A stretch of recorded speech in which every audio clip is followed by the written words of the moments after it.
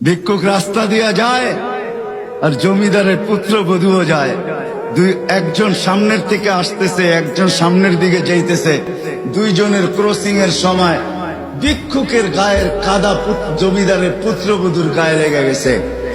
সে দুনিয়া আন্ধার করে ফেলছে, স্বামীকে ডাইকা নিয়ে আসছে, বলছে ভিক্ষুক আমার কাপড় নষ্ট করে দিছে।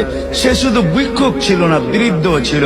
বৃদ্ধ ছিল না শুধু, জীর্ণ ছিল, শীর্ণ ছিল। শরীরে কাপড় ছিল না, ফাটা চিরা কাপড় ছিল। পায়ে জুতা ছিল না, পেটে ভাত ছিল না। জমিদারের পুত্র সইতে পারে নাই, যৌবনী শক্তি সয় তো সয় কি কইরা। তার স্ত্রীর গায়ে ভিক্ষুকের কাদা, বস সমগ্র শক্তিকে হাতে জমা করা, একত্র করা বৃদ্ধের গালে বসায়। বৃদ্ধ কিচ্ছু বলে নাই, শুধু উপরের দিকে তাকায় দুই তিনটা শব্দ উচ্চারণ করছেন। শব্দগুলা হলো ইয়া মাল্লাহ তারা হলো ওয়ুন, ও আল্লাহ চোখে দেখা যায় না। ও তারা কুল্লা শাই, তুই সব দেখিস। ফারা তারা মা বি, তুই কি দেখিস না আমার সাথে কি ঘটতেছে, এটা কি দেখিস না? বলতে দেরি যুবক, মরতে দেরি হয় না।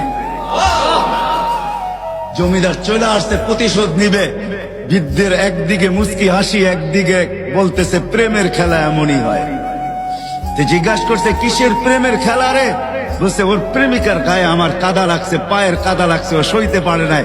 যৌবনী শক্তি দিয়ে আমার বৃদ্ধ গালে বসায় দিছে। আমাকেও একজন ভালোবাসে, সেও সইতে পারে না,